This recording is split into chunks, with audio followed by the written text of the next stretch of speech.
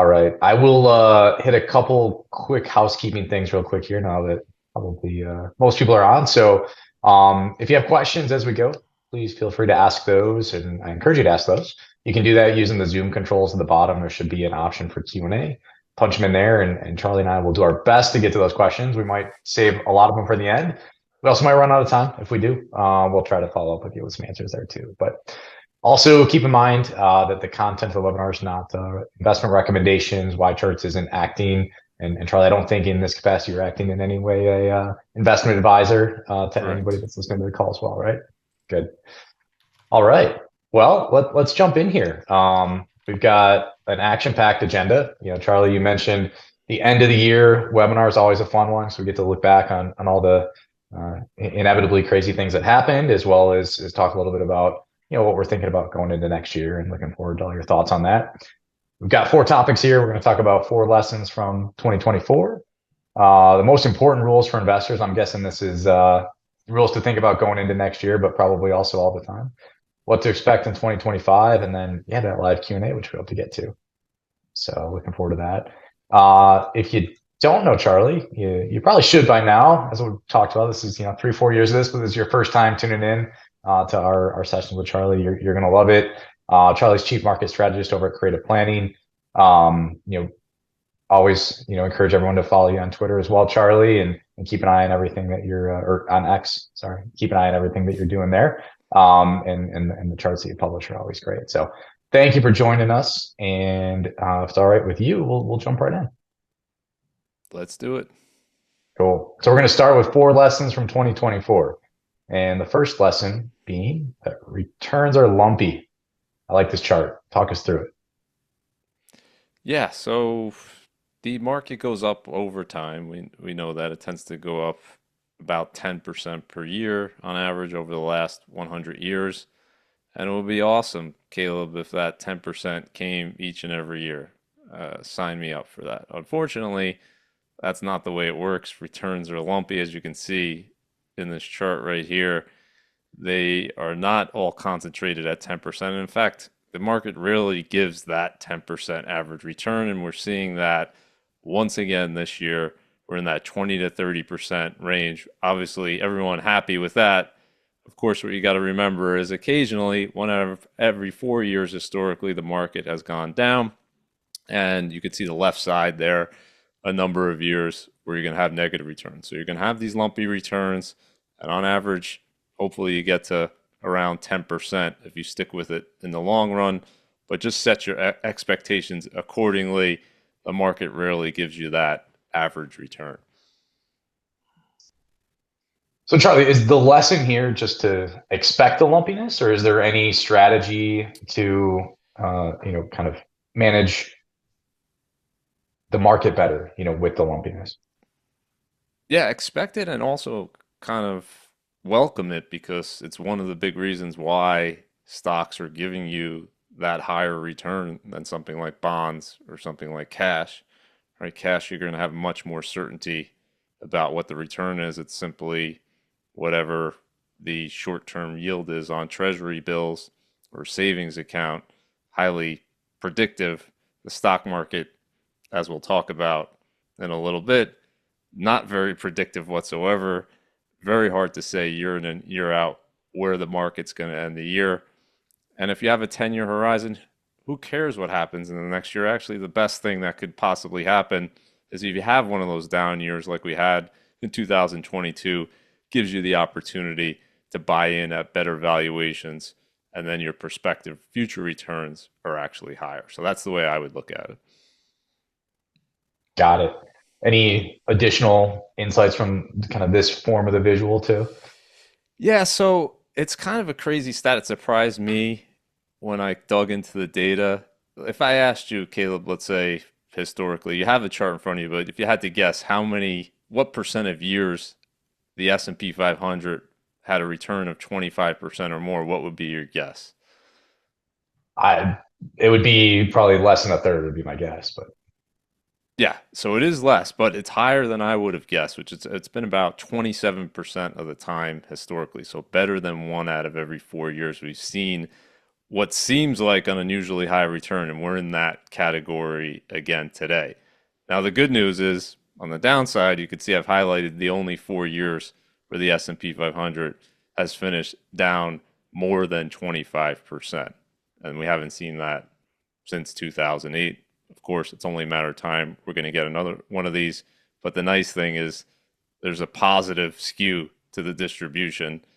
You're going to have more big up years than down years. The longer you stick with it, you're going to get some of these years, and pretty good year so far, obviously, for the S&P 500. We haven't seen back-to-back years, Caleb, of above 25% returns since 1997, 1998. So it's been Yeah. pretty long time, and that's only happened a few other times in history. So certainly above average in terms of consecutive years here with these high, strong returns. Well, I think that recency bias also influenced my answer to your question because, saying how often is the market up more than 25%? If you'd asked me that question 10 years ago, I probably would have had a much different reaction to it. But Yeah, hey, we've gotten a few more since then. Yeah, for sure. yeah, indeed. All right, let's move on to lesson number two. You kind of alluded to the fact that stock market and returns from the stock market are hard to predict, but we're going to ignore the experts probably mostly for that reason, right? Yeah, and that includes me, by the way. And the strategist community is not particularly happy with me because I kind of point out the when they get things wrong, which unfortunately is very frequent. And if I played this game, believe me, I would get it very wrong as well. But what the game they play, Caleb, and everyone on here probably knows is they try to predict where the S&P 500 is going to end the year on December 31st, and they do that blindly, right? With they don't know what earnings are going to do, they don't know what multiples are going to do, they don't know whether the economy is going to do. So they have to come up with narratives and things to kind of explain how they get to their targets. And I'm just picking on JP Morgan here because they're the biggest bank in the world. They have some of the smartest people. They have all access to all the data and information you could imagine, and they had the lowest price target entering this year for the S&P 500 around 4,200. And kind of their thesis around it, and always sounds, the bearish thesis always sounds better than the bullish thesis. And bullish thesis, it just sounds more intelligent and reasonable, and we're skeptical by nature, so it kind of feeds into that. And so what they were thinking was that their economic demand was going to soften. That was not an uncommon view coming into the year. They were thinking that earnings were going to be more difficult to come by. And because of all those things, and because of geopolitical risks and monetary headwinds and expensive valuations, as we'll talk about later, all of those things were going to be troubling for the S&P 500 and it would be down on the year, was their prediction. All right, let's look at where we're at. I'm sure most people know, but we're certainly not down. Yeah, and it was pretty much right out of the gate. Right, there was not much time, kind of, for that bearish thesis to play out at all, and 29% now year to date. Obviously, one of the strongest years in history. Best start to a year for the S&P 500 since 1997. And then you get this interesting situation where you get to the middle of the year and these strategists who make these forecasts have to decide. It's kind of a fork in the road. Do I stick with that prediction or do I change it? Do I raise it to bring it up to the market? Unfortunately for JP Morgan, they chose to stick with it and they said a crash is coming, just wait. We're going to get down to that 4,200 target. And lo and behold, today they have a slightly different view as we're going into 2025. All is forgotten. No mention of the 4,200. Now they're expecting the S&P 500 to rise 8% next year to 6,500. Now, you tell me, Caleb, if you're a client of JP Morgan, you followed that initial advice saying, let me get out of the market this year. What do you do now with this information 29% higher? It's a very difficult position to be in. It's why you shouldn't be basing any of your investment decisions on what some supposed expert predicts. Yeah, that's tough. It's interesting too, because I guess, early on in my days getting into finance and into investing, I think the piece of advice that you always hear is not trying to pick tops and bottoms, right? And after a strong run up in the market to say that, if things are going to reverse, that's really like picking a top. Like why not just stick with the trend like most of the analysts did, right? That's a safe way to be, right? And most of the time, most often, that's what they do. You tend to see most people saying the market's going to be higher. And what was unusual, though, and I think we talked about it early in the year in our first webinar of the year. What was unusual about this year, Caleb, was the average target from these experts was looking for an S&P 500 gain of only about 2% on the year. So usually they're much closer to that 10% kind of average gain.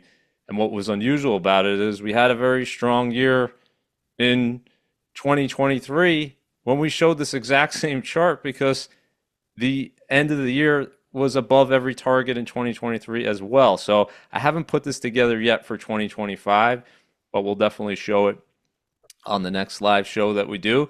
And we'll see how that plays out. But the point here, Caleb, is not to pick on JP Morgan, to show that all of these strategists were below where the S&P 500 currently is today.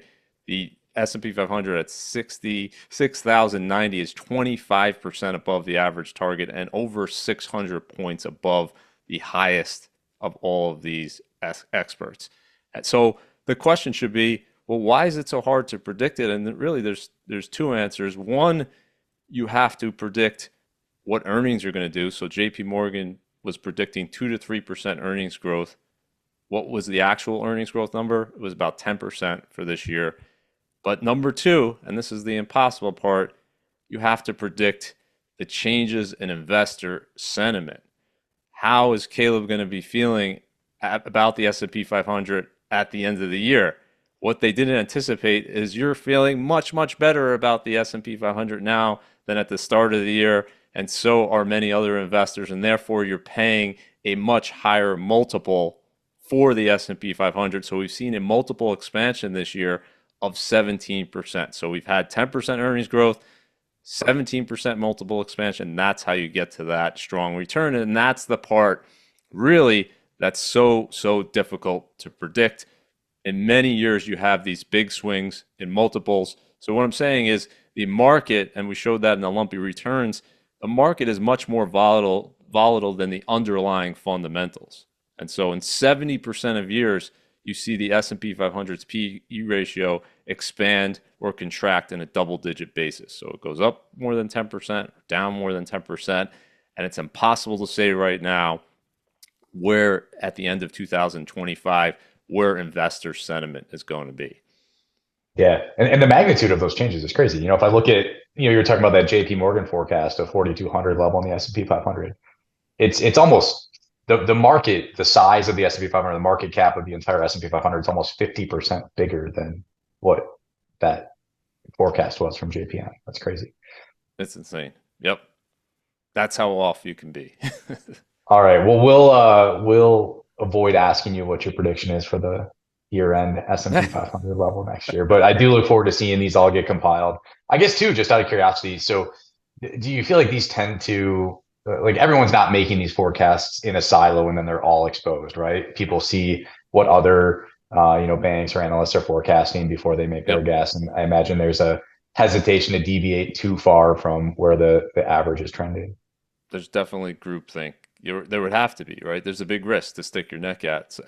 So I give them some credit, I guess, for having a differentiated view. The problem is when you get it wrong, and you especially get it wrong in this fashion, and someone acted on it, now you have to now convince them you're going to get it right next year. I don't know how you do that. Right. All right, let's move on to lesson number 3. Right. So we talked about lumpy returns. We talked about experts not knowing when those lumpy returns are going to happen. Number 3, buy when there's blood in the streets. Got the VIX here. Yeah, so not a lot of blood in the streets this year, and I think the original expression was buy when there's blood in the streets, especially when it's your own blood. And the implication is when things are so bad, there's opportunity there. And again, we didn't see very much of this in 2024, but we had this brief moment, Caleb, in early August. I think it was August 5th. Some of you might remember it, where the Nikkei 225 index in Japan and was absolutely crashing. It was a Monday morning. It was Black Monday. They had their worst 2-day decline in Japanese stocks ever. So worse than 1987. And so you get to the US Open, futures are down big, and you have the VIX spiking above 60, highest level since March 2020. A lot of fear, a lot of panic. We had just gotten a bad payroll report the Friday before, so there was talk about recession. There was talk about this unwinding carry trade where a lot of people are borrowing money because the Japanese interest rates are so low and investing elsewhere. So the unwinding of that, the yen is pushing higher, going against that trade. And so there was fear, okay, this is going to lead to perhaps a crash in the US. The US markets were down a little bit under 10% at the time, so not a huge decline, but there was a lot of fear, there was a lot of anxiety, there was a lot of people telling you that you should get out, right, because of this. Didn't last long. I remember that. It bottomed, yeah, that very morning. So nobody knew that, of course. I certainly Right. didn't. All we knew is what's happened historically when you tend to have these periods of high volatility. It tends to be an opportunity for both investors and traders. So you tend to see when that rubber band is stretched, it snap back dramatically in the other direction. So what I'm showing you here is the highest 10% of VIX levels historically above 28.5. And of course, we were well above it on that August morning. But what has the market done over the next 1 year, 2 years, 3 years, 4 years, 5 years? You can see that in the light blue, better than average return. So if you're just picking any day to buy the market, you'd much rather it be a day when there's blood in the streets, when people are panicking, because you have this mean reversion in the opposite direction. Which, you know, obviously, based on the charts here and based on the data, like great strategy. But um, what if there's not, blood in the streets? Is there still buying opportunities? Is it okay to, not wait for these moments and just keep investing? Because based on this chart, it seems like the longer you wait, the worse off you're going to be if you're trying to put your money to work. Well, if you go back, let's go back to the chart before. Just look at the returns from those other periods, right? That's your Not too bad. average 11%, 23 over 2 years, 30, those are pretty good. They're just not as good on average. So if you looked at, and I'm sure we've talked about it in the past, if you looked at data from the S&P 500, it's at an all-time high. What has it done historically going forward? Right near the average return. Of course, there's going to be an all-time high. That's the last one before a bear market, but on average, there's no reason to say sell an all-time high or just buying when there isn't blood in the streets is bad.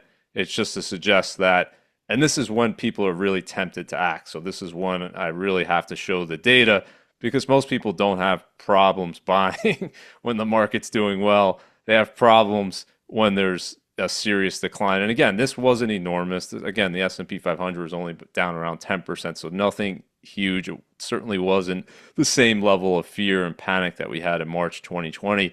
It's just an example that a few weeks or a few months later, you can forget about the very reason that this was occurring, right? I think most people on this watching this probably even forgot about that day because of what's gone on since then. And what's gone on since then is the S&P 500 not only fully recovered from that correction, but it's up around 19% from those August lows. So what I like to say is selling into a panic, succumbing to it, it's never a good idea for a long-term investor because it's the market, you have to believe the market's going to come back and it often comes back in your favor with a better than average return. So the data does not suggest that jumping in with that panic and letting it influence your decisions, the data doesn't suggest that that's a good idea whatsoever.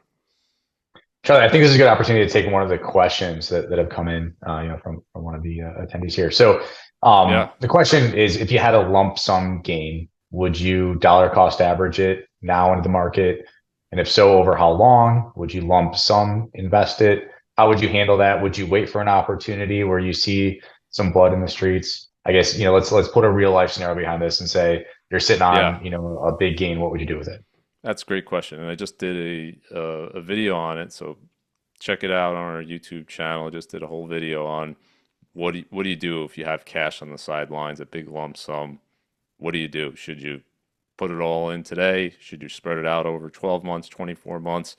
The answer, if you're just going by historical odds, is most of the time, about 2 out of every 3 1 year periods, you're going to be better off investing it today, right? But that shouldn't surprise you because most of the time the market's higher a year from now. So if you delay that investment and you spread it out over 12 months, so let's take this year as an example. Let's say instead of investing on Jan 1, you had that lump sum, you did it each and every month, you're going to lag that lump sum return. Same was true in 2023. What you need for that spreading it out to work is a bear market. So in a year like 2022, that would have worked out.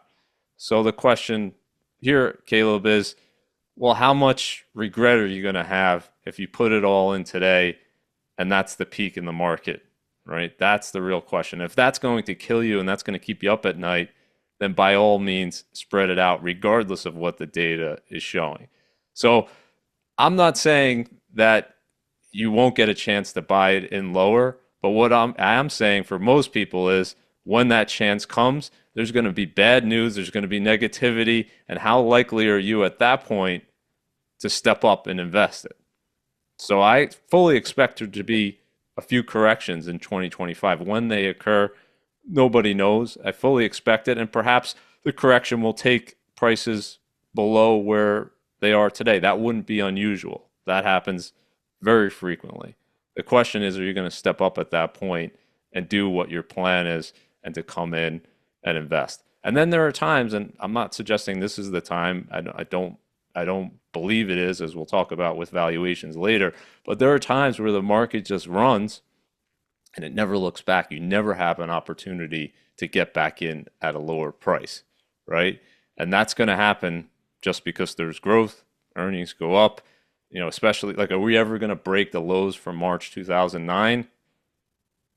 Probably not. Hopefully not, or there's going to be there's going to be big Yeah. problems. So that's Somebody at that's the way I would JP that's the way I would look Morgan. at it. It's a complicated assessment. It really comes down to psychology and how you're going to feel if it goes against you, that particular strategy, right?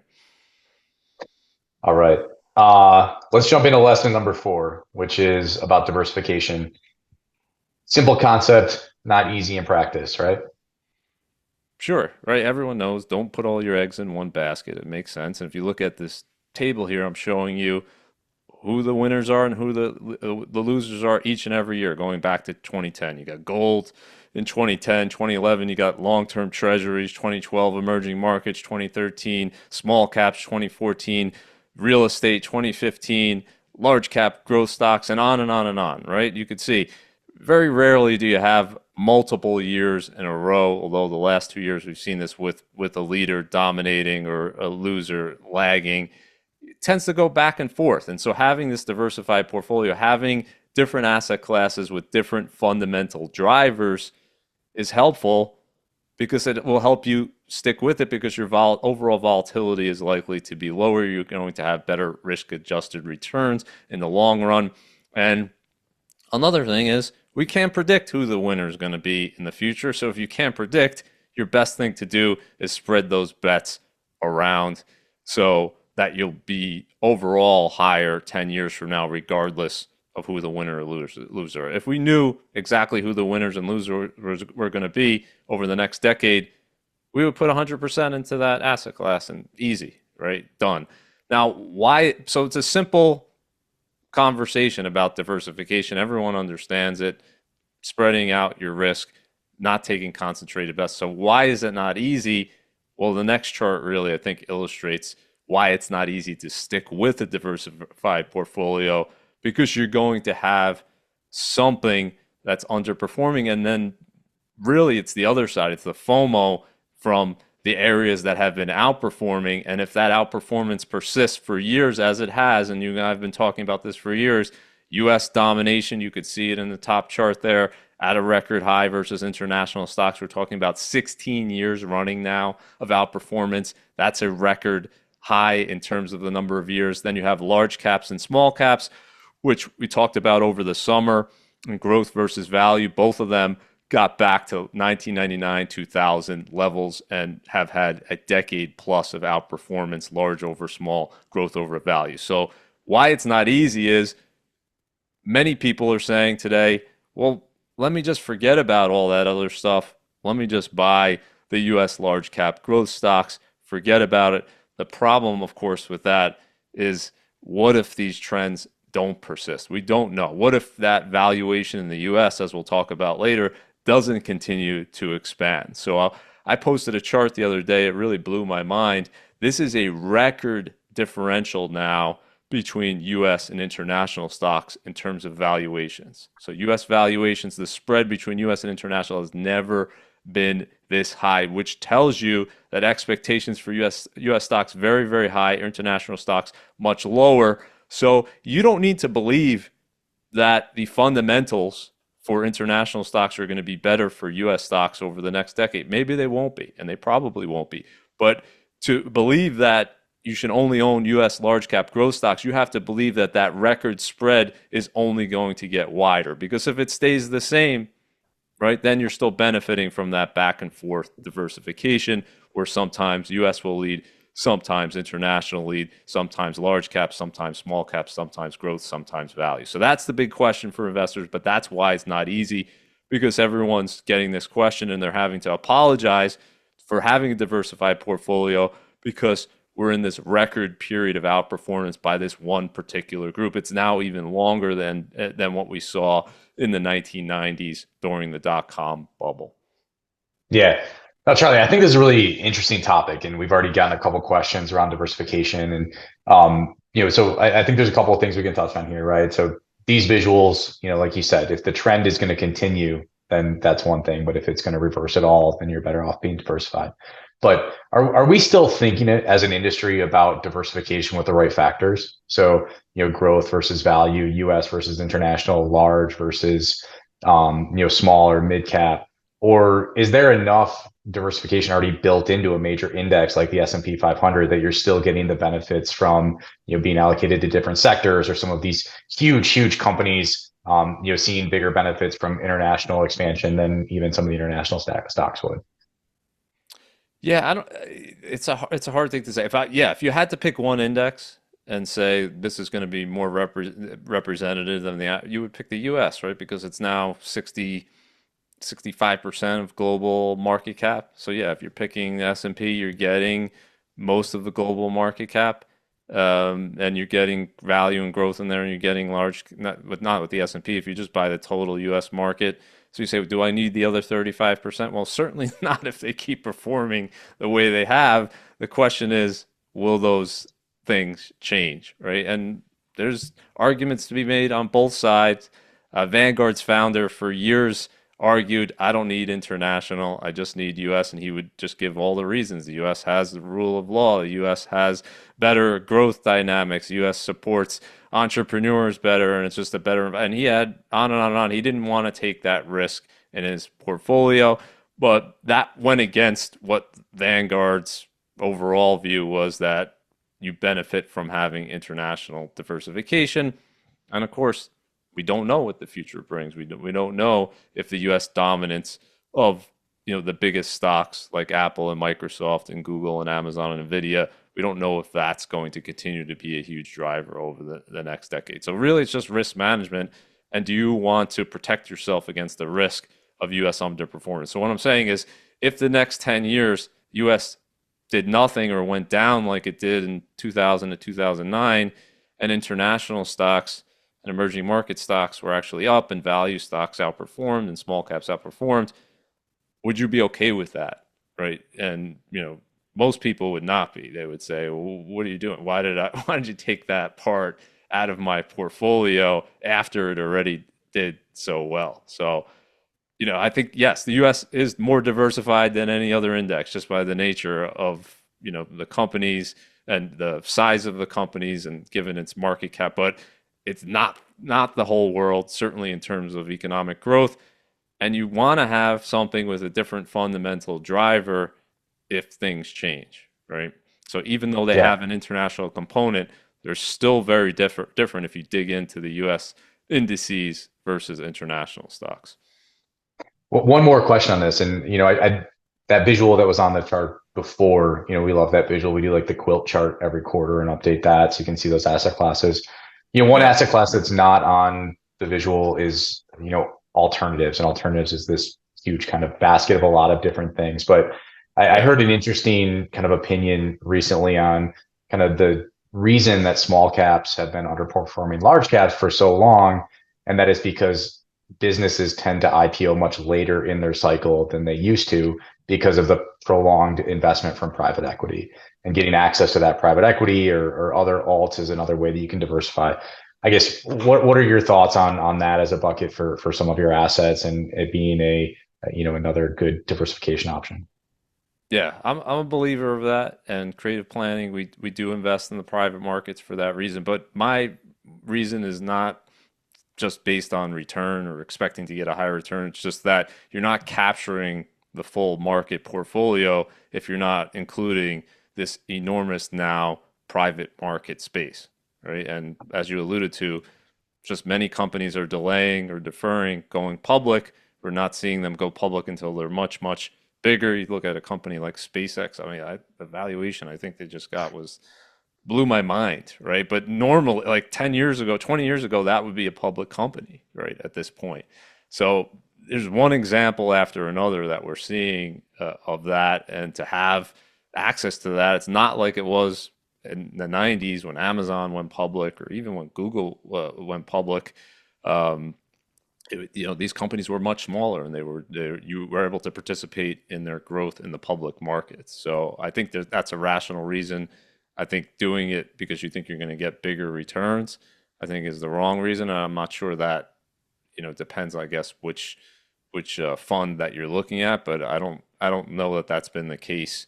Just looking at how well U.S. public equities have done in the past 20 years, I don't know if you could make a strong case that having less liquidity in the private markets, led to better returns. But I like the argument of it's just more diversification, and if indeed that a lot of the small cap gains have been taken away because of that private market thing, then yeah, you need to have access to them smaller. But you and I talked about this the last time. I'm not, I'm very skeptical of the narratives explaining what's happened after the fact. So nobody suggested that 10 years ago that small caps were going to underperform because of the reasons that we're talking about, right? But today they're all talking about that reason. And so I'm very skeptical about that, especially because if you look at the valuation differential, it's reflected in the big differential between small caps and large caps in terms of their valuations. So the public market should be smart enough, if that's the case, to drive down the valuations of these companies, and probably investors would overreact, which maybe they have, giving too much credit to large caps, too little credit to small caps. So you have to factor that in as well. So I don't necessarily buy into the idea that small cap value now doesn't, you should just throw that out because of this phenomenon of companies going public later. And we've seen small caps. We talked about, I think, early in the year, the unusual situation where small caps were lagging, large caps were hitting all-time highs, the S&P, but the Russell was down 20%. And what I said historically is that every other time we saw that happen, it actually wasn't a bearish indicator for the market. You saw small caps catch up, and that's what we've seen as well. And over the past few months, small caps have actually outperformed large caps. I have no idea if that marks a sea change, but it is something interesting to note. All right, I'm sure we could park on that one for a while. Let's Yes. let's let's push forward. We'll talk about the most important rules for investors, and the first one: embrace risk. This flows Yeah, nicely. so Simple concept. You see the red bars higher for stocks than bonds, bonds higher than cash, right? So volatility is going to be higher, drawdowns are going to be higher. And why do you accept that? Well, only one reason, because you're expecting to get higher returns, and that's exactly what we've seen historically with stocks giving you about 10% per year, 5% for bonds, and 3% for cash. And if we look at this chart, there's many ways, different ways to look at risk. But what I would also say is there's also a risk of simply not keeping pace with inflation. So you're not saying I don't want to take that equity market risk. Fine, but your purchasing power is going to be eroded. So you have to invest it somewhere if you want to keep pace with inflation. In the last 30 years, we've seen the purchasing power of your dollar go down by over 50%, and the S&P 500 after inflation has returned 957%, about 8% per year after inflation. It's definitely been an incredible 30-year run.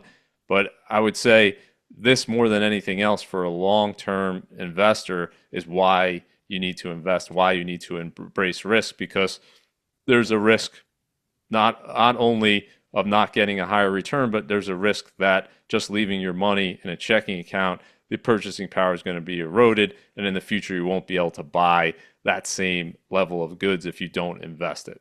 So I believe there will be inflation going forward. I don't know what the rate's going to be, and you're going to want to embrace risk if you have a 10, 20, 30-year horizon. All right. Rule number two, I think this is a quote, buy the haystack. Yes. Uh, don't look for the needle in the haystack, just buy the haystack. That's from John Bogle or Bogle, however you pronounce it. And this is really the chart I use to explain why, Caleb. Everyone loves to pick stocks. It's fun. I'm not discouraging anyone. You should just know the odds are stacked against you when you're doing it. And there was this great study that showed stocks versus treasury bills. And treasury bills, of course, risk free, right? Easy to buy. And you would think that if just picking any random stock, it would probably outperform treasury bills. But this study showed that almost 59% of stocks actually underperform treasury bills during their lifetime. And what I'm not showing here is more than half, so greater than 50%, actually had a negative lifetime return. So while buy and hold works for diversified portfolios, it doesn't work on average if you're just buying a random stock. We're reminded of this each and every year, right? Obviously, the extreme is companies go bankrupt, but the Apples, the Amazons, the Googles of the world are the exception. The Nvidias of the world are the exception, and they're contributing the vast majority of investor gains over time, or just from a few stocks. But if you just pick that one, Yeah, that's always the temptation, right? Nvidia here is the outlier of outliers. So what I'm showing here is the last 10 years, Nvidia 27,000% return. It's hard to comprehend what that means. Just put it in an Excel spreadsheet and start with any dollar amount, and you'll be just blown away what that means. But equally impressive has been the earnings growth here, greater than 50% a year for 10 years. And given where it is now, the fact that it's growing earnings the way it is, it's never been done in history. And we talked about it on the last webinar, but I've been calling it the Caitlin Clark of the stock market, because unprecedented. There was a chart of Caitlin Clark showing points and assists, and she was where Nvidia is. Nobody was even close. So the temptation, Caleb, right, is, well, let me just buy Nvidia and forget everything else. Great. If you knew this going forward, you would do it. So the question I would say is, the professional money managers, the people who are doing this all day, every day, have teams of analysts studying every stock in the market. How successful were they at picking a handful of stocks and outperforming a benchmark over time? And the proof is in the pudding, right? In the next chart here, the long term over 20 years, 97% of equity funds underperformed the S&P 1500, right? 97% on a risk-adjusted basis. So if these people are doing it all day, every day, and they can outperform, very hard for any one of us to do it. And is it worth the risk of trying to do it? Well, only if you get lucky and you can pick one of these stocks and concentrate. So the reason though, Caleb, so the question is, well, why did they underperform? It's not what you might think. It's not for necessarily just from picking bad stocks. It's also missing out on a few of the big winners, right? So if you have this situation where stocks like Nvidia and Apple and Amazon and Google are contributing the vast majority of returns, well, if you don't have them in your portfolio, just one of them, now you're going to underperform. And almost no one had Nvidia at the market's weight over the past few years, right? You were And even skeptical. if you did, right? Like the temptation to take profits a How could thousand you percent to not? go, You're right? talking Yeah, right.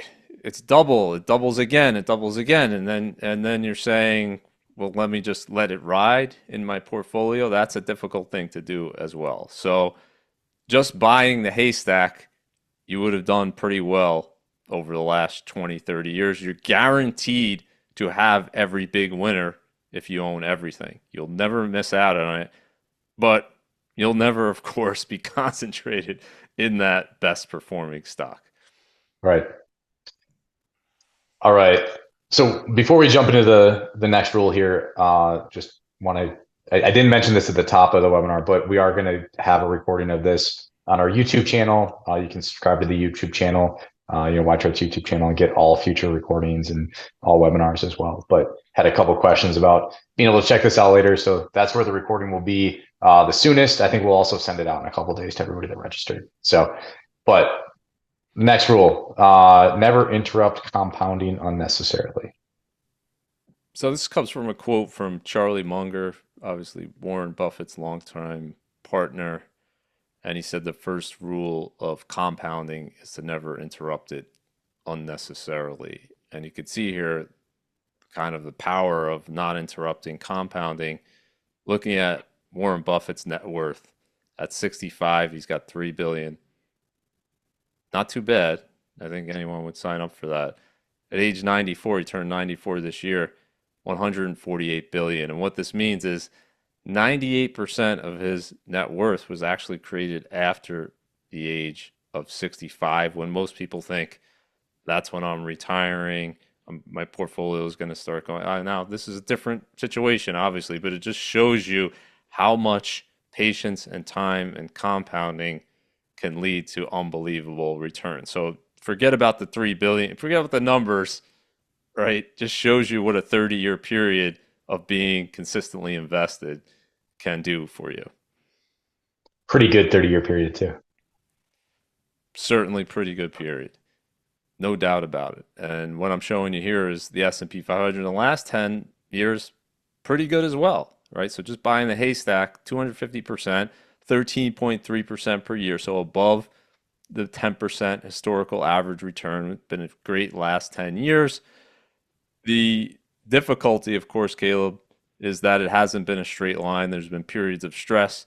I think we're showing that in the next chart here. If you look at March 2020, the S&P 500 is down over 30% in a very short period of time.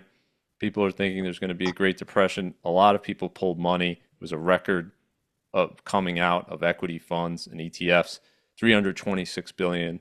So if you did that month, it was understandable for people to panic, and there was a lot of fear going on. Let's say you came out, never came back in. Well, what does that 250% return turn into? Something much less. I think I have the next chart. Yep, Yeah, there we so go. 21%, only 2% annualized. So you're not promised that long-term 10% return unless you stick with it. You're not even promised it if you do stick with it. But I can guarantee you, if you panic and sell every time there's a crash or a correction, you're not going to get anywhere near that 10% return.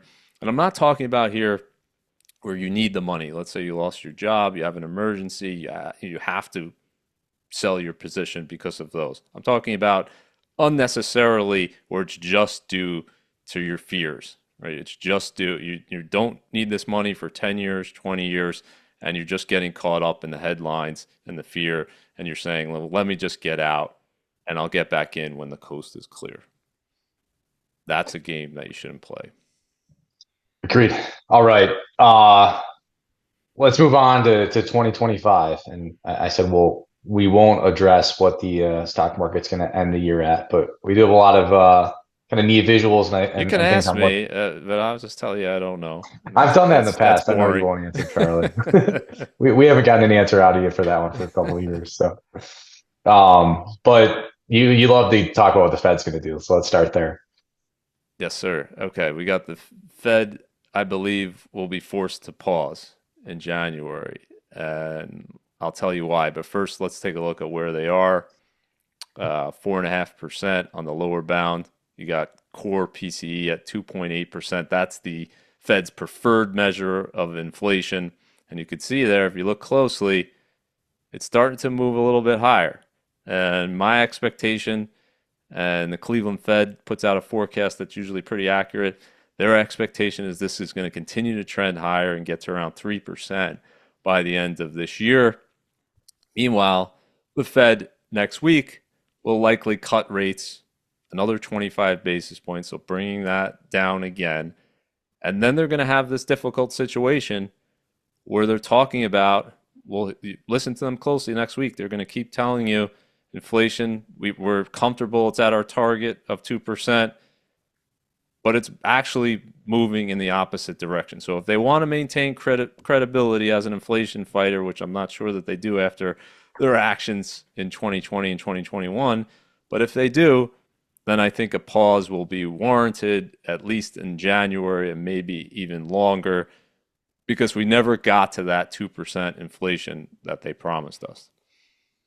Charlie, I think last time we did our webinar was last quarter, right before the Fed's first cut. We were talking about how the market priced in a quarter point. Remember, they came out and did a super cut with a half Yeah, point. First thing I that did crossed not my expect mind that. was Charlie's Yeah. going to be upset. Did not think that was But warranted. Yeah, 100%. I don't think any of these rate cuts are warranted. If we look at financial conditions, we look at the market where it is and hitting new highs, and credit spreads are at their tightest levels since 2007, and on and on and on. There's 20 different reasons to say there was no urgency to do that 50 basis point cut when they did it, but they did it, right? The market odds shifted a little after our webinar, and the Fed always does what the market's expecting it to do. So 100% it's priced in for next week. So they're going to do that rate cut because they don't want to surprise the markets. But I would say today's CPI print is just an additional data point to suggest the Fed is going to have to pause. And this is just looking at headline CPI. We got as low as 2.4% when they did that 50 basis point cut in September. But you can see today, the report for November came out at 2.7%. And I think when the December report comes out, we're looking at probably 2.8% or maybe even higher. And that's moving away from 2%, right? So we never got there to begin with. It's moving away from it. So how's the Fed going to say that they need to keep cutting interest rates? We'll see. They could do anything they want to do. They kept interest rates at 0% for 7 years. So could they keep cutting? Yes. But I don't think they will, because I think we're in a different situation today. And I keep coming back to this chart to suggest that there was no 2%. The idea that 2% we've gotten there is a myth, right? You cannot just look at the last year. You have to look at inflation on a cumulative basis. And since January 2020, we're doing 4.2% per year. So to me, that's more than double the target, right? We're 11% above a 2% inflation trend from the beginning of 2020. So to me, I know the Fed's not going to do this, but unless you get, to me, I would wait till you get back to the trend line before you even think about easing monetary policy. And certainly not when the economy's still expanding, still have an unemployment rate that's pretty low. But you don't have this additional pressure to say, oh, we need to boost the economy at this point. Maybe that changes in the first quarter, second quarter of next year. Maybe that changes. But here and yeah, now, there's still clearly, Caleb, clearly people that are struggling with inflation, that are talking about high inflation. And so why not address that before you keep cutting interest rates? But the Fed has a bias towards easing. They get all of the credit when the easing goes well and none of the blame when it doesn't. So they're going to continue to ease until they see something that is going to cause problems for them down the road, which to me would mean they're afraid that CPI is going to start pushing back up to, let's say, 4% or 5%. They can't have that, and at that point they might have to hike rates again. And so I don't think they want that situation, which is why I think they're going to pause in January and see what happens, within those Yeah. few data points. So Charlie, like I love this visual. We've looked at this visual probably in the last 3 or 4 times we've gotten together that just shows, what's actually been happening compared to that target. We both know though the Fed isn't gonna pause based on this chart. What are some conditions or some changes that you think might happen in the market that would cause you to change your thought on the Fed pausing and expect that they will just continue to cut rates? So why would they continue if CPI starts moving back down, or core PC starts moving back down, if that shelter component starts aggressively moving lower? Many people, including myself, expected it to come down more than it did this year. It hasn't so far. So if all of those factors, and then on the economy, right? There's no precedent in the last 20 years for the Fed ignoring weak economic data. So if and when that comes, they're going to ease regardless, I believe, of inflation. And we haven't really seen it. So they're doing it more because they can here, right? They're just saying, look, we have this 2 and change number on inflation. Fed funds rate is above 4%.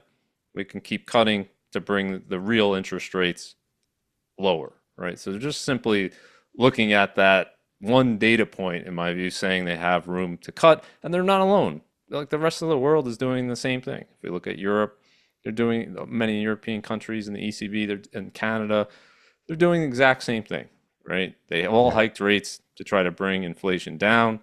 The rate did come down since 2022 peaks, but it didn't erase the cumulative effect, right? But they're all now easing because they have a central bank rate above the inflation rate in the last year. So if that's all you're going to look at, you know, then maybe the Fed, continues cutting until you get back. The real long-term question, though, Caleb, is are we going to go back to that policy of aggressively easy money where that Fed funds rate is not just at the inflation rate, but well below it, like the Fed did for a long time after the financial crisis? And it's hard Yeah. to believe, in my view, we're going back to there unless you think the chart I'm showing you here is going to reverse course and inflation's been solved, and that the national debt and the deficit aren't going to cause problems for inflation going forward. So I think that's the big elephant in the room, and why inflation's starting to pick up is because we did massive amount of deficit spending this year, which is very unusual in an economic expansion to do $2 trillion deficit like we did this year, and that's causing that extra money is coming into the economy. It's causing inflation to tick up here.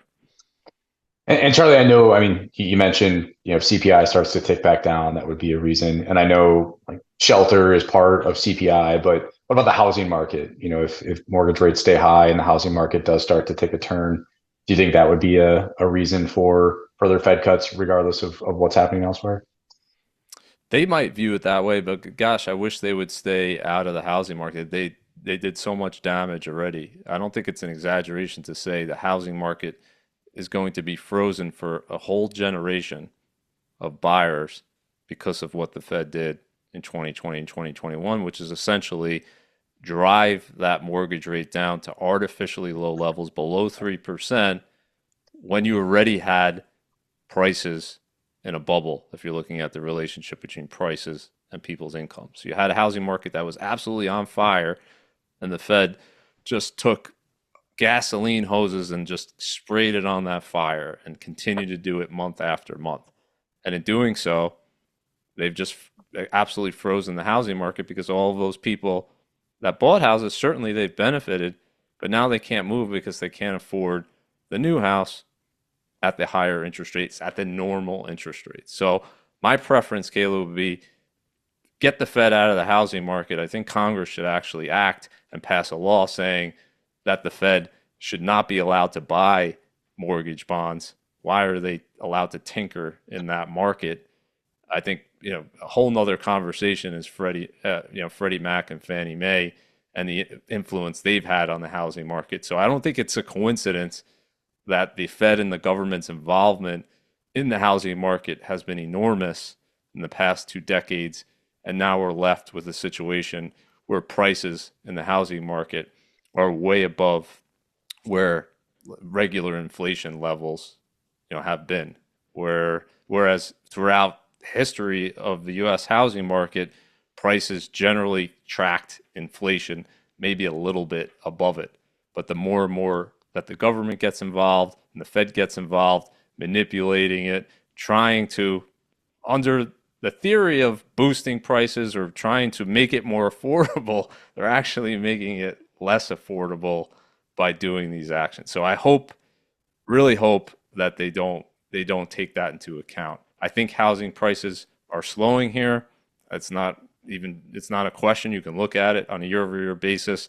We're up about 3% nationally, and you could see some areas, pockets in Florida and other areas that were very hot are actually down now year over year. So we're seeing a reversal, but it's going to take many years of flat growth for people's incomes to catch up with it, right? And so my preference would be long term, you want to pursue policies for the housing market that's based on fundamentals, based on people's incomes, not based on either government subsidizing or the Fed trying to manipulate it. It's not good for the economy to have an unaffordable housing market.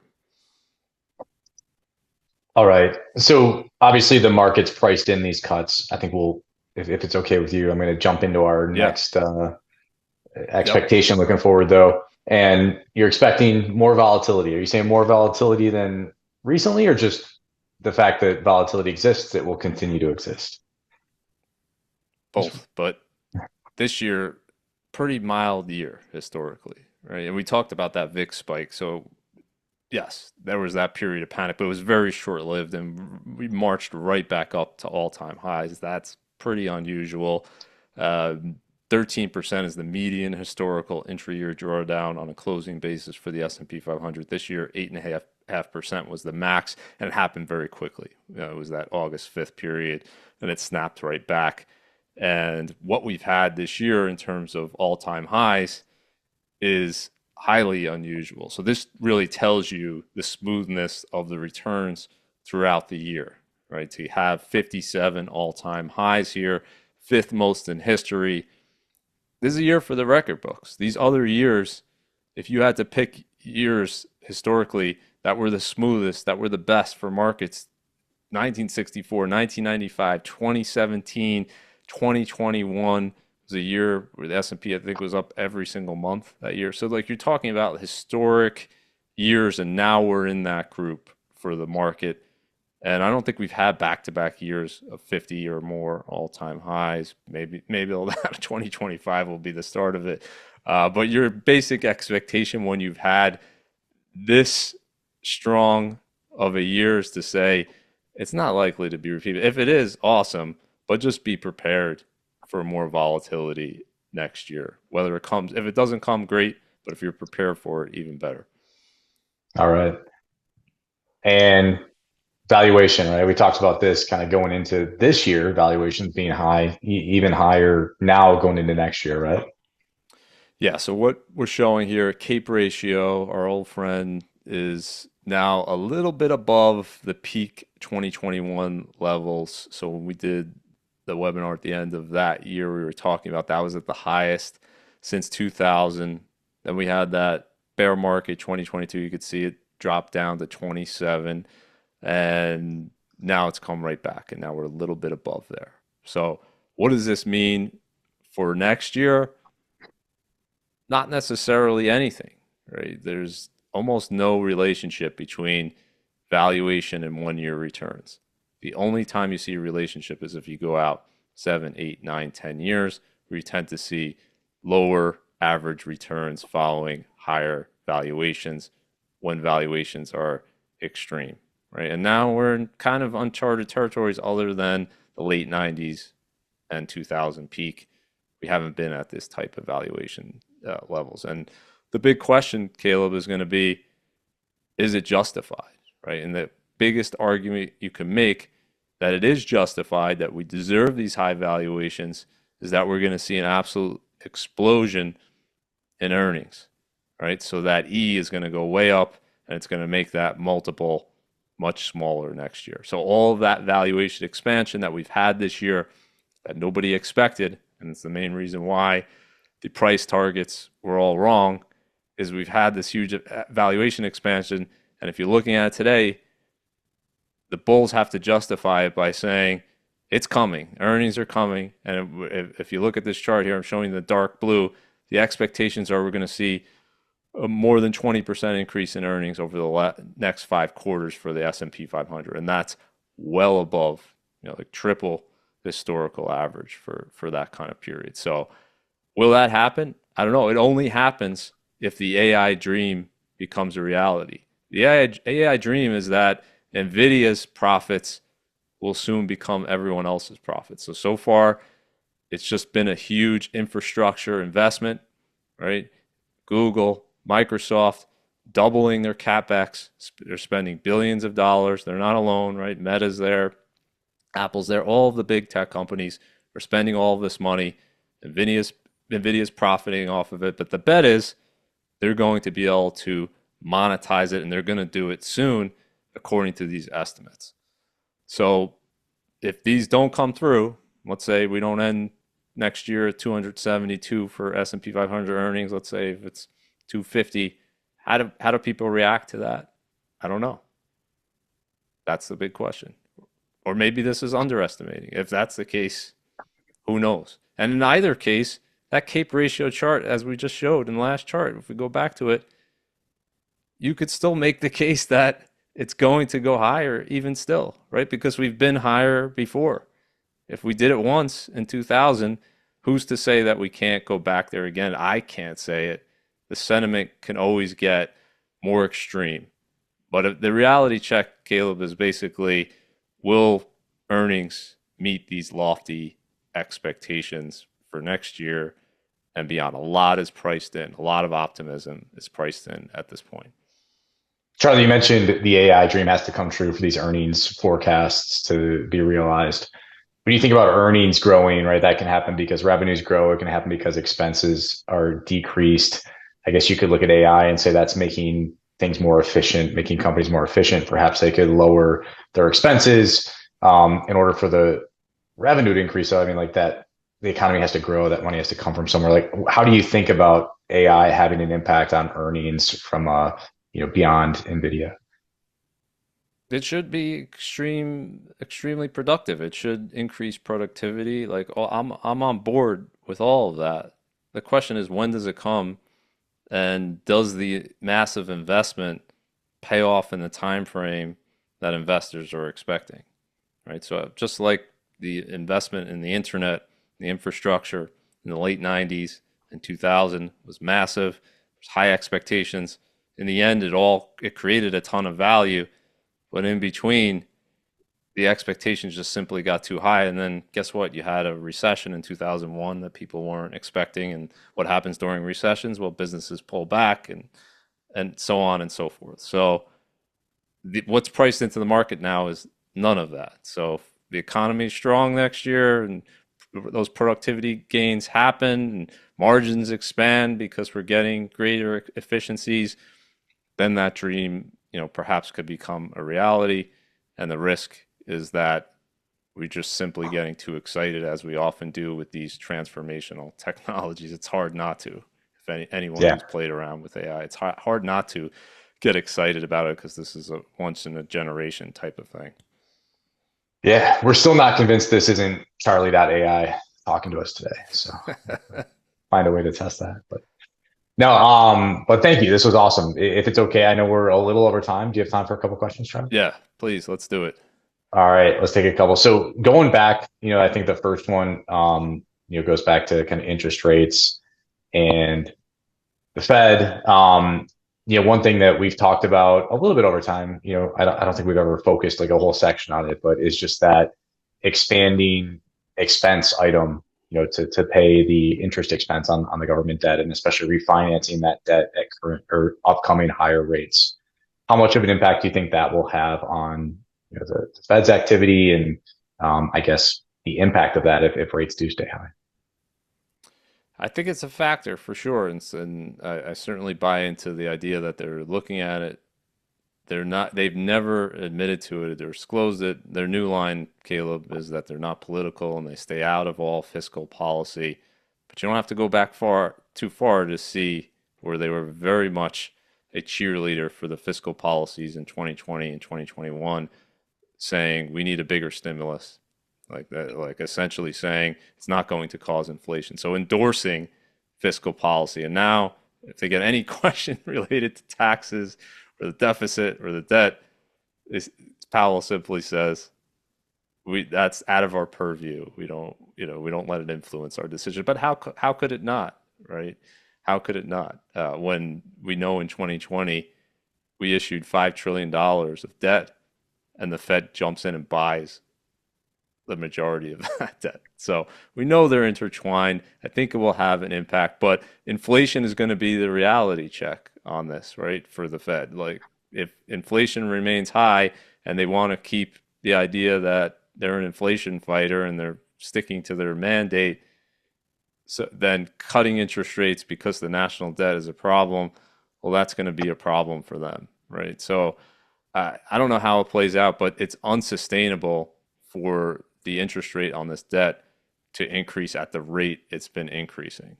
Right? We're now well above $1 trillion. We're now spending more on national debt to service it on the interest expense than we are for the entire defense budget. And if it continues at this pace, by the end of next year, it'll be the biggest line item in the budget, just servicing that debt, just paying the interest on that debt. And of course, the bigger thing is the debt is not staying constant, right? Because we're running these $2 trillion deficit. So the pie keeps getting bigger, and unless interest rates meaningfully fall, it becomes harder and harder to pay it back. So I'm hopeful, Caleb, that we're actually going to do something about the deficit in 2025. You're seeing some bipartisan talk. You had Bernie Sanders post on X a few weeks ago, actually saying he agrees with Musk that we need to cut spending. I mean, he was focused on defense, but regardless, like there's kind of broad agreement that there's waste, there's fraud, there's abuse, and the budget's gotten too big, and that maybe they're going to actually tackle it. And I think that's the most realistic thing, like cutting that 36 trillion debt. Like the idea of cutting that, I don't think that will happen. But if they can at least hold the line and balance the budget for a few years and let growth catch up to it, I think that, that's doable, and that kind of pushes off that worst case scenario where we just keep spiraling closer to a crisis, and then we get to a point where we can't come back from it. That's what I don't want to see, and none of us should want to see that come anywhere close to Yeah, that. it's troubling to think about for sure. All right. Last question, hopefully an easy one for you, Charlie. Will we see you doing these with us again next year? Yeah, I love All these. right. I love the questions. Hopefully, everyone gets value out of the visuals and the narratives. This is kind of what's important. That's what we focus on at Creative Planning, trying to help achieve better outcomes for our clients, for investors. And it's simple concepts, but trying to make complicated ideas simple is the goal. So just using YCharts to help all of us become better investors. That's the main goal. And Caleb, I think we did it again this year. So thanks for having me as Yeah. always, and thanks everyone for coming on. Yeah, of course. Thank you, Charlie. And happy holidays to you and everybody else that tuned in. Thanks for the time today. Again, we'll send the recording out. It'll be posted on our YouTube channel. We'll also share the slides with everyone that registered. So hopefully we get some good use out of those. And appreciate you, Charlie, and look forward to seeing you again and doing this again soon in the first quarter next year. Absolutely. Thanks everyone. Have a great holiday season. Happy New Year. Bye, everybody.